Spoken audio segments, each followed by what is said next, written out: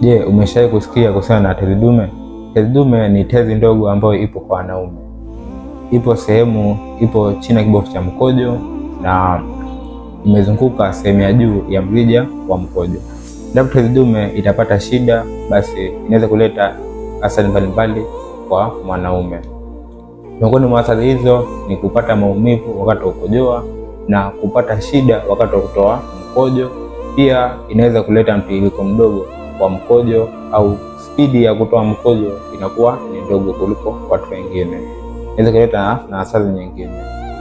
Kutokana na hali hizi, inaweza kuwa ni usumbufu katika maisha ya mwanaume kutokana na athari zilizoletwa na tezi dume.